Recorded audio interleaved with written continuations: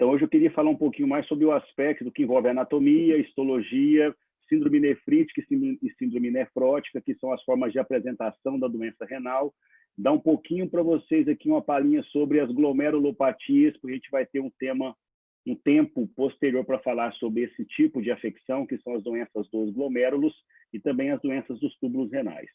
Então, vamos lá. Essa aula, então, esse material é mais amplo do que o tema que será visto aqui hoje com vocês, que, teoricamente, lá está escrito apenas para a gente falar um pouquinho sobre síndrome nefrítica e síndrome nefrótica, que seria muito mais para o clínico do que para um patologista. Mas vamos lá. Então, de modo geral, tá, você, antes de mais nada, tá, sempre vá lá, faz uma revisão, não é, de anatomia do rim. Tá? Você sabe que o rim é um órgão que se apresenta em pares, tá? Ele pesa cerca de 150 gramas, tá? Ele é revestido por uma face chamada de face de Gerota, ele apresenta uma coloração acastanhada, homogênea, brilhante, tá? Na macroscopia. Quando você secciona o rim, você consegue separar o córtex renal da região da medula renal e da pelvis renal. Tá? Existem algumas estruturas que predominam no córtex, o exemplo, os glomérulos. Algumas estruturas predominam aqui, tá, na região da medula renal, que são os túbulos renais, e tudo isso vai drenar para a pelvis renal. Tá? E essa pelvis renal ela é constituída por um tecido diferente, chamado de urotélio. Existem algumas afecções próprias deste urotélio, a gente vai falar isso em outro momento. Os rins são órgãos retroperitoneais, se localizam na porção posterior do abdômen, na altura de T12 até L3, são irrigados pelo ramo lateral da aorta ascendente, a chamada artéria renal, e todo o volume de sangue é drenado do rim por uma veia renal. Tá? Então, veja bem, estamos falando então hoje de rim. Tá? Mas quais são as composições anatômicas do rim? Nós temos aqui então, nesse diapositivo aqui, olha, o córtex renal, as papilas renais, tá? Papilas maiores, papilas menores, que vão, olha, desembocar na pelvis renal. E essa pelvis apresenta revestimento por um urotélio.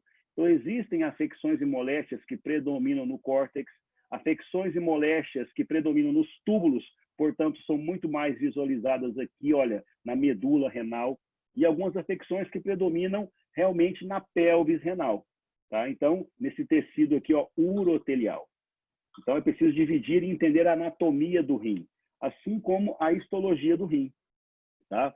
Aqui você percebe, olha só, aqui você consegue ver um glomérulo renal, tá? E aqui uma biópsia de rim, usual da rotina, quando eu quero investigar se o paciente tem uma glomerulonefrite, uma glomerulopatia. Esse paciente precisa de uma investigação histopatológica do rim, ele vai fazer uma biópsia renal.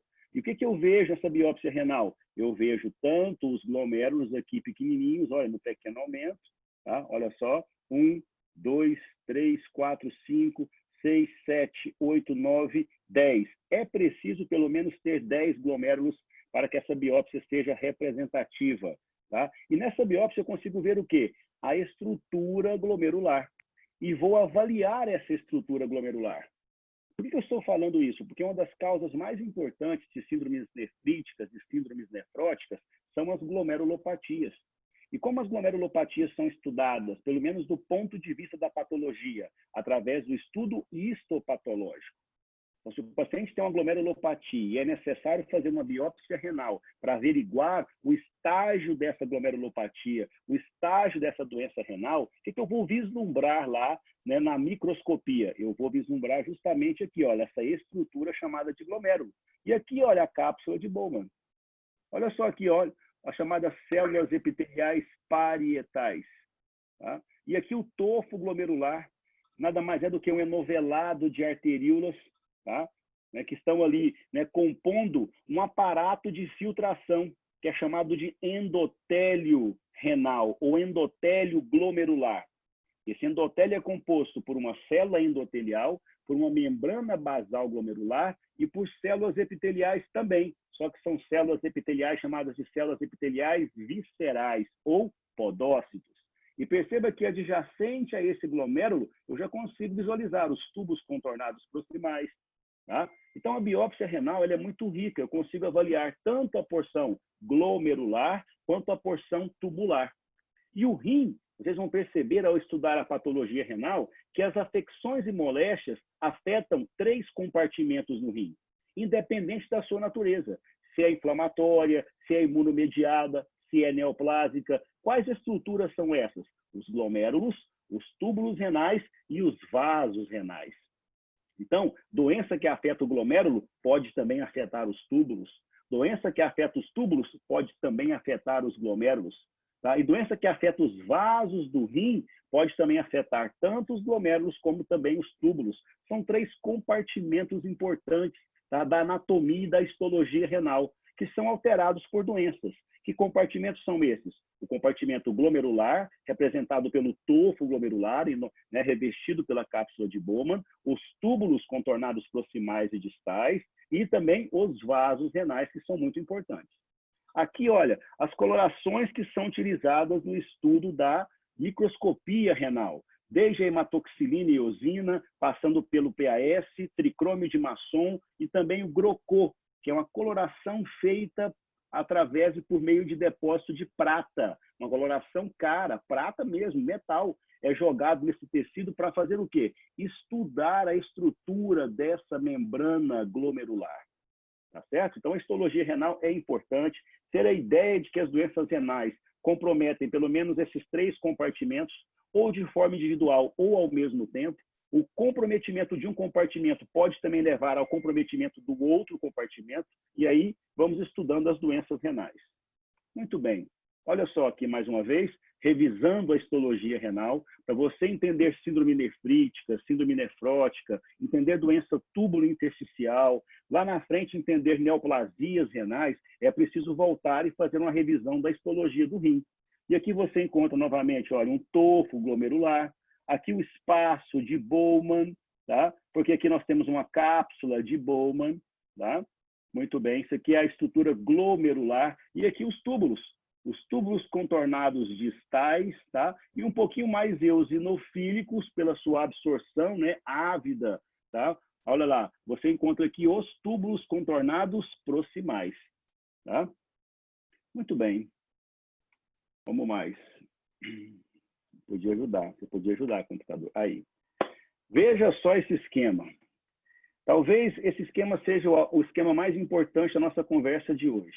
Tá? Aqui está representado um glomérulo renal. Tá? Quais são as células que compõem esse tufo glomerular? Qual que é a missão desse tufo glomerular? Bom, esse tufo glomerular ele tem a missão da seguinte forma. Ele precisa formar um filtrado. Então, o sangue passa por aqui, ó. Por onde? Por esses capilares. Olha, por esses vasos, por essas chamadas arteríolas glomerulares. E aqui está a luz desta arteríola. E aqui, olha, bem grande marrom, o citoplasma. E aqui em azul, o núcleo de uma célula endotelial. Então, isso aqui é um vaso, perfeitamente. É um vaso enovelado. Tanto é que aqui temos uma hemácia dentro do vaso. Tá? E veja só, sustentando essa célula endotelial, nós temos aqui uma membrana basal. Ó. Essa chamada membrana basal glomerular. E aderida a essa membrana, já do outro lado, do lado de fora, você encontra aqui, olha só, os processos podais dessas células, chamadas células epiteliais viscerais. Esses são os podócitos. Então, olha só, o sangue passa aqui, olha, pelo capilar glomerular. E aí ele precisa cair onde? Na cápsula de Bowman. O que vai cair? Não é o sangue. O que vai cair ali? É o filtrado. Mas o filtrado advém do sangue que passa pelo endotélio glomerular. Só que na formação do filtrado é preciso que o sangue, então, seja filtrado por uma barreira. E que barreira é essa? Essa barreira é constituída pela célula endotelial, pela membrana basal glomerular e pelos podócitos. Então, se o paciente tem uma integridade dessa estrutura, chamada de endotélio glomerular, que compreende, tá? Olha só, as células endoteliais somadas, né, e ancoradas por uma membrana basal glomerular, que também dão ancoragem a uma célula chamada de célula epitelial visceral. Arthur, mas tem também uma célula epitelial chamada de parietal. Essa está na parede da cápsula de Bowman. entre essa célula epitelial parietal e esse conjunto que eu acabei de falar aqui, olha, o chamado endotélio glomerular, existe o espaço de Bowman. É para cá, olha, que vem o filtrado. Oriundo de onde? Oriundo de dentro do capilar glomerular. Então, o sangue é filtrado por essa barreira. Essa barreira é uma barreira física, uma barreira eletrodensa. Para que ela existe? Para ela segurar no nosso sistema circulatório, segurar dentro do vaso sanguíneo proteínas e também hemácias. Não é interessante para o organismo perder proteínas. Não é interessante para o organismo perder hemácias nesse filtrado. Então, existe ali uma barreira de filtração que vai fazer o quê? Promover a excreção renal, né, de ureia e tudo mais, né, derivados também metabólicos de outros metabolismos. E, nesse ponto, entendeu? Você tem aqui uma barreira que impede a saída tanto de hemácias quanto de proteínas. Por que você está falando isso, Arthur? Eu estou te mostrando a estrutura de um glomérulo. E perceba que todo esse aparato que tem ali vaso, membrana basal glomerular e célula epitelial visceral, ele também é sustentado por uma região central chamada de mesângio. O mesângio, ele dá sustentação a esse tofo glomerular. Ele sustenta o tofo glomerular. E o que é o tofo glomerular? É o enovelado de células endoteliais que são ali, olha, ancoradas pela membrana basal glomerular, que dão sustentação aos podócitos. Então, o mesângio sustenta, né, um vaso com excelente e específica capacidade de filtração. Repito, essa filtração ela é muito extraordinária, porque não é apenas uma barreira física, ela é uma barreira eletrodensa, é eletricidade. Cargas negativas estão ali para repelir as proteínas.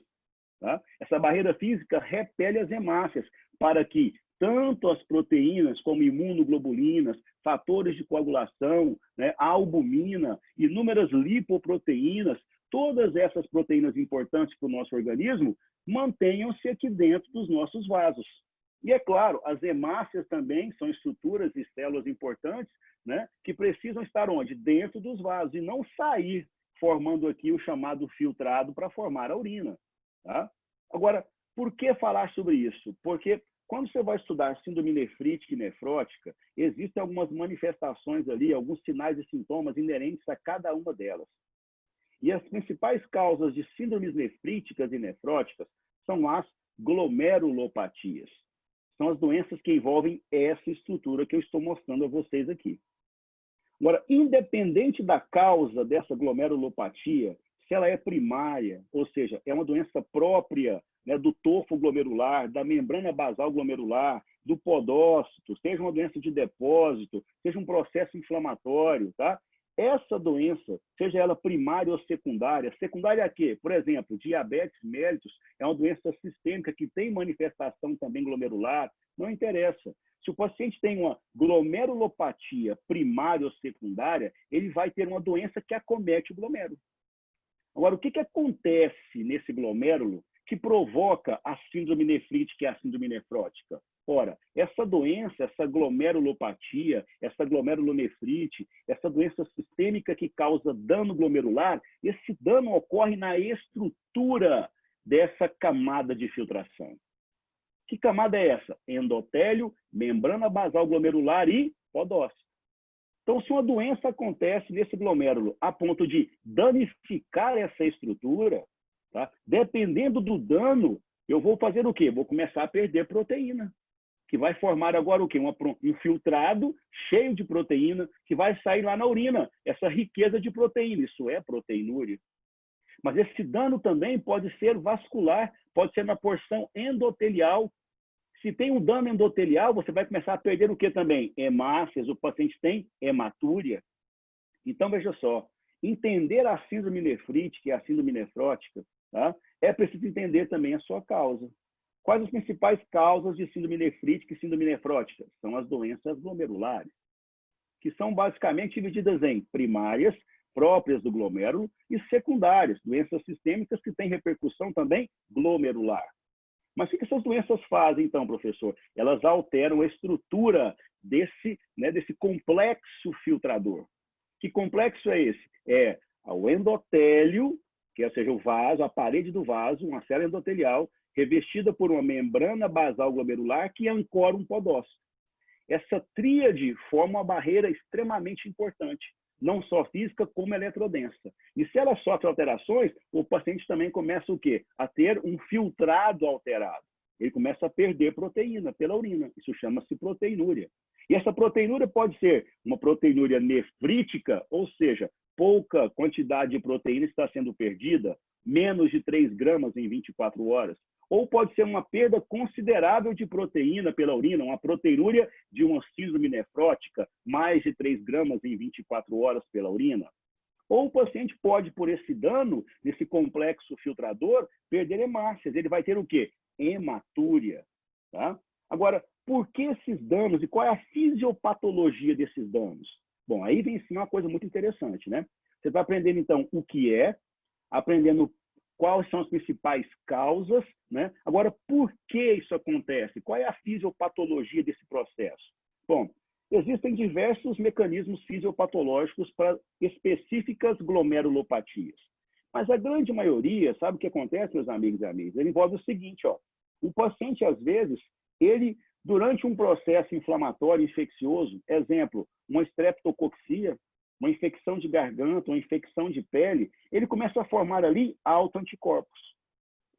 E, às vezes, esses autoanticorpos, secundários a um processo inflamatório infeccioso, por uma bactéria chamada de bactéria nefritogênica, uma bactéria que é capaz de, durante a sua resposta inflamatória ali, que ela provoca no nosso organismo, o produto dessa resposta inflamatória a essa bactéria forma anticorpos, que eram para ser específicos contra a bactéria nefritogênica. Mas esses anticorpos produzidos para combater a bactéria nefritogênica, eles também conseguem o quê? Conseguem encaixar em parte da membrana basal glomerular. E, de repente, passa um neutrófilo por ali e começa o quê? Encaixa nele. Tá? Por quê? Porque esse anticorpo, ao encaixar na membrana basal glomerular, encaixando ali no colágeno tipo 4 da membrana basal glomerular, ele dispara complemento. E ele incita uma resposta inflamatória no glomérulo. E essa resposta inflamatória no glomérulo causa dano endotelial. E o paciente agora, dias após aquela infecção de garganta, aquela infecção de pele, começa a desenvolver tanto proteinúria, perda de proteína, quanto o que mais? Hematúria, perda de sangue. E esse processo é muito rápido, porque são muitos autoanticorpos que começam a destruir a membrana basal glomerular pelo processo inflamatório. Esse complexo perde a sua capacidade de filtração por uma resposta inflamatória exuberante. E aí, a capacidade de filtração do rim diminui rapidamente. E o paciente, além de perda de proteína, proteinúria, além de perda de hemácias, hematúria, ele também tem o que agora? Dificuldade de formar o filtrado. O rim está danificado, então ele aumenta a sua volemia. Ele tem hipertensão. Essa clínica que eu acabei de falar para vocês, tá? Um paciente que apresenta uma infecção prévia, né, na pele ou na garganta por um Streptococcus beta-hemolítico nefritogênico, tá? Nessa resposta inflamatória, quando ele forma autoanticorpos e esses autoanticorpos danificam a membrana basal glomerular, tá? Danificam principalmente também, sabe o quê? Começa a fazer ali depósito de imunocomplexo nessa membrana basal glomerular e incitar uma resposta inflamatória no glomérulo, ele danifica essa camada filtradora. Ele perde proteína, ele tem proteinúria, ele perde hemácias, tem hematúria, e ali ocorre também agora o quê? Uma dificuldade de formar o filtrado, porque todo o glomérulo está inflamado. Que glomerulopatia é essa? Ela é chamada de glomerulopatia difusa aguda ou pós-estreptocócica. Essa é uma causa importante de síndrome nefrítica. Mas o que é uma síndrome nefrítica? É um conjunto de sinais e sintomas. Que sinais e sintomas são esses? Que acontece nesse paciente? Normalmente uma criança, um jovem que tem infecção de garganta e dias depois começa a ter proteinúria, uma urina com cor de Coca-Cola, hematúria e começa a ter cefaleia por hipertensão. Isso chama-se síndrome nefrítica.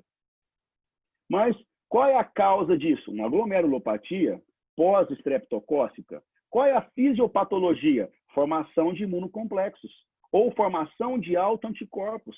Contra quem? Contra essa estrutura filtradora. E aí esses autoanticorpos, esse depósito de imunocomplexo, excitam e provocam uma resposta inflamatória glomerular, danificando o glomérulo como um todo. E agora, ele perde a capacidade de filtração. Ele perde proteína, perde hemácias, e como o rim não está filtrando como um todo, ele então agora diminui a capacidade, diminui a sua taxa de filtração glomerular e aumenta a sua volemia. Resultado, ele tem hipertensão. Essa seria a fisiopatologia de uma síndrome nefrítica. Tá? O que diferencia, às vezes, da síndrome nefrótica?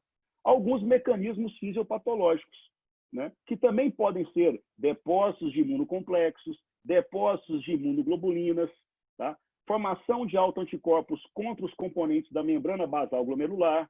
Tá? Então, veja bem, de um modo geral, né, na fisiopatologia das glomerulopatias, você vai encontrar dano. Né? Dano o quê? Na estrutura filtrante do glomérulo. Agora, onde ocorre esse dano? Qual é o mecanismo? Concorda comigo que se essa membrana basal glomerular, tá, está aqui, tá, sustentando o endotélio e o podócito, eu posso encontrar doenças glomerulares que agridem muito mais a região endotelial. Você vai encontrar isso justamente na glomerulonefrite, chamada de difusa aguda, ou pós-estreptocócica. Mas esse paciente pode ter um dano por um outro processo fisiopatogênico. Por exemplo, depósitos de imunocomplexos na membrana basal glomerular. Já é um outro mecanismo. Ah, não, mas olha só, existe um outro tipo de glomerulopatia que deposita imunoglobulina, olha aqui, abaixo do podócito, subepitelial. É a chamada glomerulopatia rapidamente progressiva ou membrana proliferativa. Ah, não, Arthur, mas o dano é muito mais aqui, olha, além de subpodócito, você pode encontrar, às vezes, depósito de imunoglobulina extenso pela membrana basal glomerular. Se você encontrar um depósito extenso de imunoglobulina aqui, causando dano, é outro tipo de glomerulopatia. Onde eu quero chegar? As glomerulopatias, de um modo geral, são processos imunomediados. Quando a gente consegue explicar a causa de uma glomerulopatia, esse mecanismo é de imunomediação. Agora, quais são os mecanismos de imunomediação? Primeiro, o paciente pode ter um processo inflamatório infeccioso e ali ele pode formar complexos antígeno-anticorpos. Esses complexos se depositam ali, entre a membrana basal glomerular, o endotélio e a célula epitelial visceral. Resultado, dispara complemento, traz célula inflamatória, danifica o glomérulo. Causa proteinúria, causa hematúria e causa hipertensão. Isso é síndrome nefrítica. Mas existe um outro mecanismo imunológico. Qual é? O paciente pode desenvolver um autoanticorpo contra uma estrutura que compõe a membrana basal glomerular. Que situação é essa? Por exemplo, tá? Uma chamada aí, doença autoimunológica que produz um autoanticorpo contra o colágeno tipo 4 da membrana basal glomerular. Como é que se chama isso? Isso tem nome?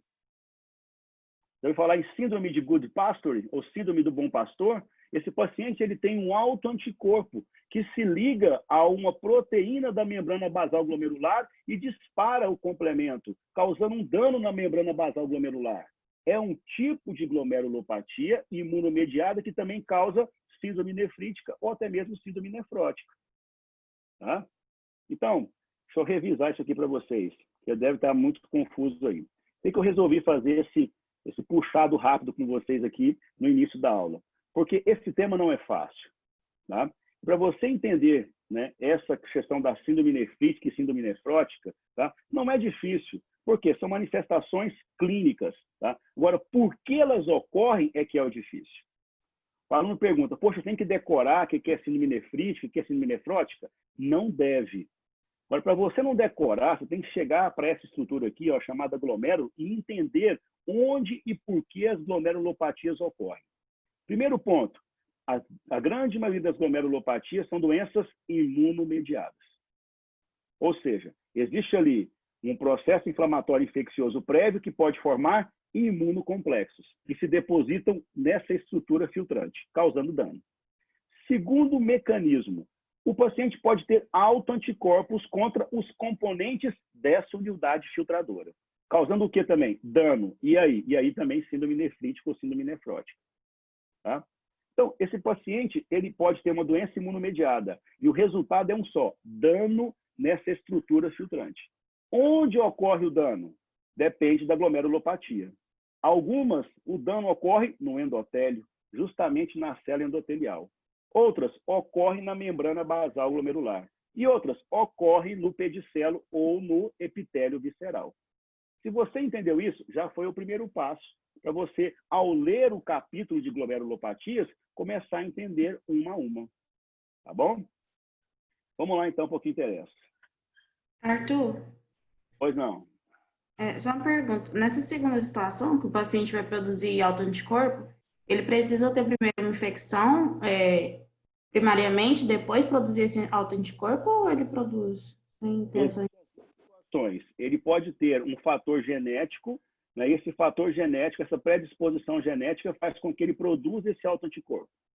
Ou ele pode, posteriormente a uma infecção, por exemplo, viral, tá? Né? Nesse combate a essa infecção viral, ele pode produzir esse autoanticorpo. E esse autoanticorpo agora ele pode identificar uma estrutura, né, da membrana basal glomerular como não própria e opsonizar. E disparar ali uma resposta inflamatória que vai acabar destruindo essa estrutura filtrante. Tá? E a intensidade dessa lesão, tá? A durabilidade dessa lesão, tá? O mecanismo que causa essa lesão vai fazer com que esse paciente possa ser tratado rapidamente e melhora, ou a natureza dessa lesão pode fazer que essa glomerulopatia evolua, tá? E causando até mesmo o quê? Esclerose desse glomérulo. Então, quando você for estudar, por exemplo, glomerulopatias, que é uma causa importante de nefrite e nefrose, você vai encontrar lá a GEST, que é glomerulosclerose segmentar e focal. Ela é uma doença? Ela não é uma doença, ela é uma fase final de uma glomerulopatia. O paciente tinha uma glomerulopatia ali e começou o quê? A esclerosar parte do seu glomérulo. Por isso ela é o quê? Ela é segmentar. Ela pega um segmento do glomérulo e pega parte dos glomérulos do rim. Por isso ela é focal. Então, a GEST é uma glomerulosclerose segmentar e focal, é uma causa importante de síndrome nefrótica, ou seja, o paciente perde muita proteína, tá? O paciente perde até mesmo lipídios, ele tem hipertrigliceridemia, ele tem redução da pressão oncótica e coloidosmótica e edema generalizado. Tá? Por que aconteceu isso aí? Porque ele tinha uma doença importante ali, naquele tofo glomerular, que fez com que ele perdesse grande quantidade de proteína. Mas a doença evoluiu a ponto de esclerosar parte do glomérulo. Se esclerosa parte do glomérulo, exemplo, esclerosou essa parte aqui superior, essa parte inferior lateral, essa inferior lateral aqui e essa parte baixa, elas ficam vicariantes. Ela aumenta a pressão ali dentro. E esse aumento na pressão pode causar depósito de proteínas ali laterais, causando esclerose parcial desse glomérulo. Tá? Então, quando você estudar glomerulopatia, você vai ver que, olha, eu aprendi naquela conversa com o Arthur que a grande maioria são doenças imunomediadas. Algumas são por complexos antígeno-anticorpos, outras são por formação até mesmo de autoanticorpos contra a estrutura filtrante, mas existe ali glomerulopatias que você trata e o paciente melhora muito rapidamente. Quer ver só? Um paciente com nefrose lipoídica, ou chamada doença de lesão mínima, é a principal causa de síndrome nefrótica em crianças. Quando você identifica e trata com corticoide, o paciente melhora muito bem. Em paciente que tem glomerulonefrite difusa aguda pós-estreptocócica, quando você entra com antibiótico e entra com corticoide, ele melhora. Agora, quando o paciente apresenta uma doença, né, de formação de autoanticorpos contra a membrana basal glomerular, como numa síndrome de Goodpasture, ou ele apresenta depósitos de imunoglobulinas subepiteliais, como, por exemplo, na glomerulopatia membranosa, no caso de um lúpus, por exemplo, esse paciente vai ter uma doença agora crônica, arrastada, que vai agredir cronicamente esse glomérulo. E lá na frente, alguns glomérulos estarão o quê? Esclerosados. Então, esse paciente vai evoluir para uma GEST. Tá? Então, a GEST ela é uma fase terminal de uma glomerulopatia. Ela é uma entidade única. Consegue compreender isso? Tá? Muito bem. Bom, é claro que numa glomerulopatia, todas essas funções renais vão ficar prejudicadas. Agora, eu disse a vocês uma coisa importante. Só um minutinho, aí. Essas... Aqui está faltando... Ixi, Maria. Olha só, aqui, olha, coloquei, era para colocar aqui vasos sanguíneos, tá? Aqui os glomérulos e aqui o interstício e os túbulos. Uma doença que compromete o vaso sanguíneo, ela compromete também os glomérulos. Exemplo, o paciente é hipertenso. Lembra, nas aulas de hipertensão lá do SOI3, ele apresenta o quê? Uma hialinose arteriolar. Se ele apresenta uma hialinose arteriolar, ele tem danos nos vasos sanguíneos. Consequentemente, vai chegar pouco volume lá nos glomérulos. Então, a doença vascular renal pode também desencadear uma doença glomerular renal. E é claro, né, e esse vaso também teria que nutrir os túbulos renais. Então, uma doença vascular renal pode evoluir também para uma doença túbulo intersticial. Ah, não, Arthur, não foi isso que aconteceu, não. Meu paciente tinha uma uretrite, que virou uma cistite, que virou uma pielonefrite. E agora ele tem uma nefrite túbulo intersticial. Então, se ele tem uma nefrite túbulo intersticial, ele tem um processo inflamatório nos túbulos e no tecido conjuntivo entre os túbulos. Mas essa doença túbulo intersticial, pela intimidade nos compartimentos glomerulares, pela intimidade com os vasos sanguíneos, vai também danificar tanto o glomérulo quanto os vasos sanguíneos. Então, ao estudar as doenças renais, você precisa concatenar e entender que as glomerulopatias também podem causar nefrites, que as nefrites também podem causar glomerulopatias e que as doenças vasculares do rim podem também prejudicar tanto os glomérulos quanto os túbulos renais. Prejudicar em quê? Em manter essas funções, ó. Excreção de produtos de degradação metabólica, regulação do equilíbrio hidroeletrolítico, uma doença tubular pode levar a isso.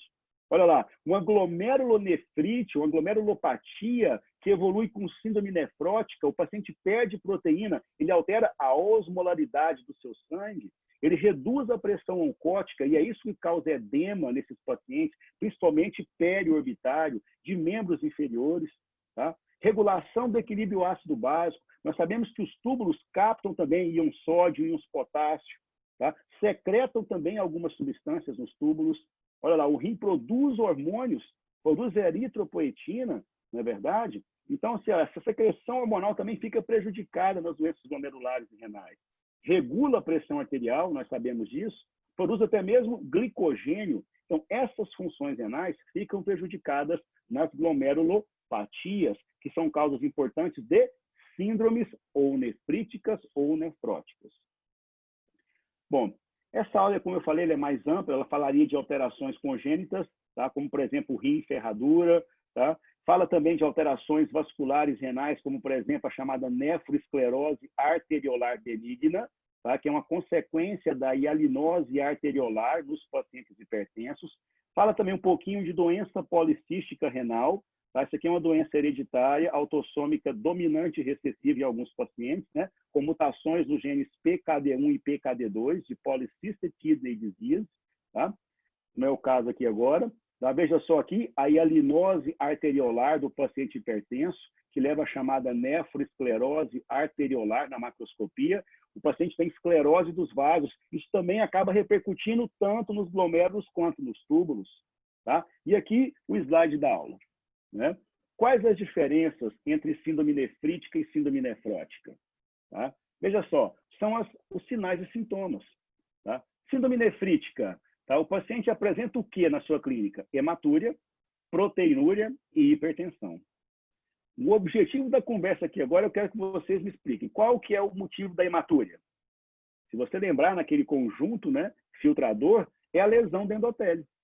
Se aquele processo inflamatório infeccioso, né, que de repente produz depósito de imunocomplexo. E por que depósito? Porque o paciente tem infecção de garganta. Forma agora complexo antígeno-anticorpo. Secundário a esse processo inflamatório infeccioso. Esse complexo circula pela grande circulação, passa pelo rim, se deposita. Tá? Se deposita onde? Normalmente, abaixo do pedicelo. Tá? E ali ele começa a causar uma resposta inflamatória, que danifica a membrana e danifica quem? Danifica o vaso. Resultado, ele perde proteína e perde hemácias. Tá? E aí, todo inflamado glomérulo perde o que? A capacidade de formar o filtrado. Então, o paciente diminui a taxa de filtração glomerular. Ele desenvolveu o que agora? Hipertensão. Qual o diagnóstico sindrômico para ele? Síndrome nefrítica. Tá? Então, a síndrome nefrítica tem uma proteinúria baixa, relativamente baixa, menor do que 3 gramas em 24 horas. Tá? O paciente, teoricamente, você vai ir no livro, qual é o principal sinal da síndrome nefrítica? Hematúria, é o principal sinal, urina em cor de Coca-Cola, mas essa hematúria também pode ser microscópica, e pela redução da taxa de filtração glomerular, ele tem hipertensão. Agora, se o dano é, por exemplo, por um depósito subendotelial, por uma agressão direta na membrana basal glomerular por um autoanticorpo, tá? Então essa estrutura vai se perder muito mais. Tem algum tipo de glomerulopatia que destrói a célula chamada pedicelo. Se destrói, aquela área destruída fica desnuda. Aquela área de filtração só fica com endotélio e membrana basal glomerular. Resultado, vai passar proteína em grande quantidade.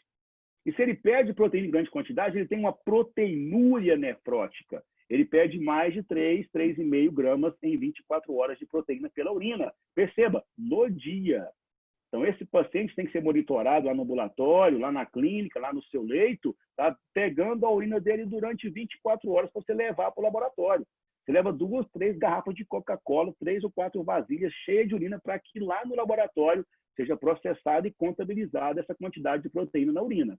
E veja só, se ele perde muita proteína pela urina, como é que fica a pressão oncótico-coleodosmótica dele? Diminui. Redução da pressão oncótico-coleodosmótica, começa a ver o quê? Edema. Edema intersticial, edema cavitário. Começa com edema intersticial, mas pode haver derrame pleural, derrame pericárdico. Né? Lembra, os pacientes com lúpus, com doenças autoimunológicas, tá? Eles podem ter o quê? Autoanticorpos, que podem causar o quê? Opsonização em estruturas da membrana basal glomerular. Algumas doenças imunomediadas podem formar complexos antígeno-anticorpos.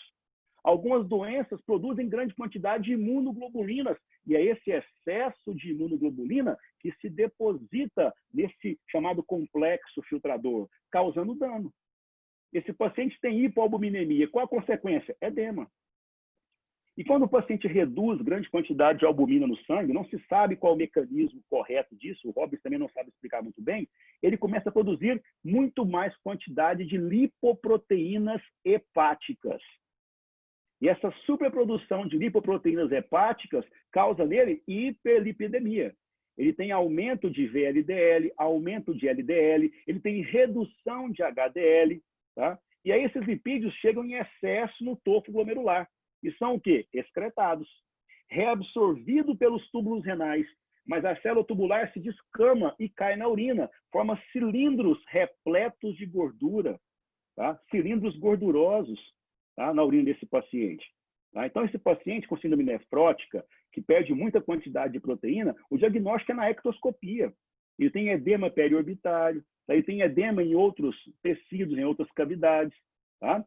E ele tem também o quê? Hipoalbuminemia, hiperlipidemia e lipidúria.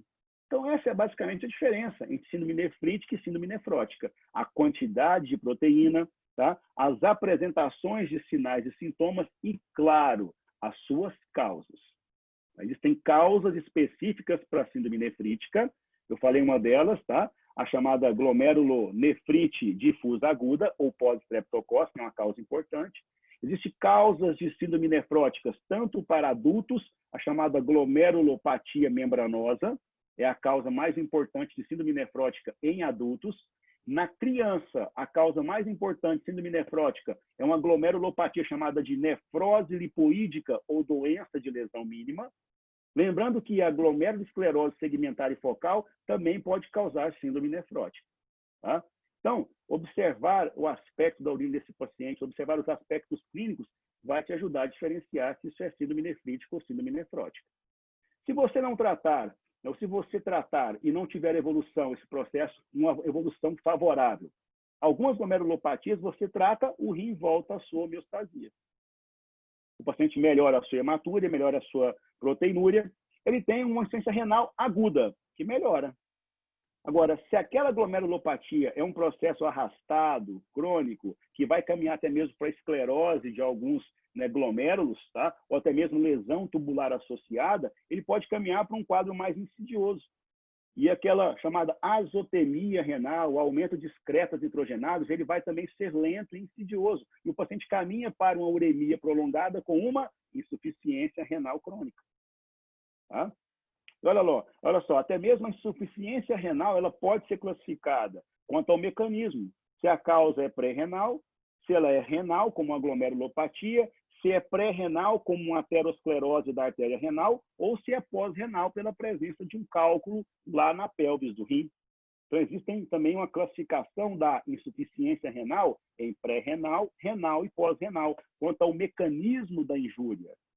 Quanto à diurese, o que o paciente está eliminando? Qual é a sua taxa de filtração glomerular? Esse é o índice mais importante, é o valor mais importante que você precisa desse paciente. Porque se ele começa a ter uma deterioração da taxa de filtração glomerular, ele está caminhando para uma insuficiência renal, ou aguda ou crônica. Cabe a você acompanhar isso. E quanto à diurese, essa insuficiência renal aguda ou crônica, ela pode ser anúrica, menos de 100 ml, oligúria, menos de 400 ml, ou não oligúrica, acima de 400 ml. Então, existe também uma classificação para a fase final, tá, de uma síndrome nefrítica ou nefrótica chamada de insuficiência renal, ou aguda ou crônica. Ela leva em consideração o mecanismo e também a diurese. Tá certo? Muito bem. Bom, vamos interromper aqui o compartilhamento e fazer algumas perguntas? E aí? Professor? É difícil? É difícil ou não? Eu vou te contar, esses são uns capítulos também difíceis. Eu gosto de endócrino e renal pela dificuldade. Se você achou que é difícil, já começou a ler e estudar alguma coisa, né, sobre rim e viu que realmente eu preciso voltar na histologia, na anatomia, na fisiologia, porque é difícil mesmo. Diga, vamos lá, Cláudia. Quanto tempo depois de uma infecção estreptocócica o paciente pode desenvolver a glomerulopatia? 1 a 2 semanas. Ah, tá, obrigada. Então, mesmo se ele tiver os anticorpos, ele não vai desenvolver mais tarde, né? Não, essa doença normalmente ela é de início agudo. E o médico identifica porque a clínica será de síndrome nefrítica, com hematuria principalmente, ele já entra com tratamento e a doença evolui. Tá? Quando bem tratada, claro, a doença tem um bom prognóstico. Tá, obrigada. Agora, veja só, interessante vocês observarem o seguinte. Quando a gente está trabalhando patologia renal, né, e vocês fazem a biópsia renal, vocês querem saber qual é o tipo de glomerulopatia. A gente vai ter uma aula só de glomerulopatia. Né? Esses depósitos de proteínas, veja só, são todas proteínas. Um imunocomplexo são proteínas. Um anticorpo é uma proteína. Uma imunoglobulina, por exemplo, uma IgA, nefropatia por IgA, ou glomerulopatia por IgA, tá? Ou chamada também doença de Berger, tá? É uma nefropatia importante, uma glomerulopatia importante, diagnosticada também, causa de síndrome nefrótica. Tá? Esse excesso de imunoglobulina também é proteína. Agora, onde ela se deposita? Ela pode se depositar subepitelial, subendotelial, ela pode se depositar epimembrana e ela pode se depositar de forma granular. Como é que é isso, granular? Olha, os complexos antígeno-anticorpos se formam e estão circulando. Aleatoriamente, eles vão se depositar ali, ó, na membrana basal glomerular. Quando eu jogo um imunofluorescente, um corante ali, e olho no microscópio de imunofluorescência, eu vejo ali brilhar, né, um aspecto de forma granular. Por que granular? Onde tem os imunocomplexos. Por que isso é importante? Eu consigo diferenciar, tá, essa doença glomerular, que é provocada pelo depósito imunocomplexo, de uma doença glomerular que é provocada pela presença de autoanticorpos. Porque se o paciente tem autoanticorpos contra a membrana basal glomerular, onde tiver membrana basal glomerular, haverá ali anticorpos aderidos, autoanticorpos aderidos. Então, quando eu jogo o corante imunofluorescente ali, vai brilhar o quê? Vai brilhar de forma linear onde existem os anticorpos. Então, a imunofluorescência é um exame utilizado também para diferenciar os tipos de glomerulopatias. E nas glomerulopatias causadas por depósitos de imunocomplexos, você encontra um achado imunofluorescente granular.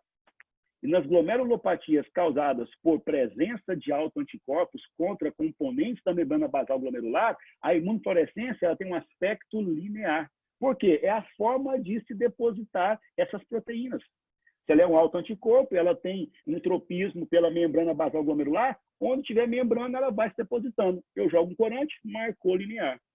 Ah, não, mas a causa foi uma formação de complexo anticorpo. Ele vai circulando para aqui, para ali, para aqui, para ali. Eu jogo o corante, brilha de forma granular. Ou seja, onde não tem imunocomplexo, não brilha. Onde tem, brilha. Então, eu vou vendo um aspecto granular. Nós sabemos, por exemplo, que esse depósito de imunanticorpo a gente pode encontrar na rapidamente progressiva, tá? Pode encontrar também na difusa aguda. Tá? A gente pode encontrar esse autoanticorpo em casos, por exemplo, do lúpus, em casos da membranosa, tá? E aí vai. Tá? A gente vai falar um pouquinho sobre glomerulopatias em outro momento. Eu queria saber se vocês conseguiram entender a dinâmica da seguinte forma.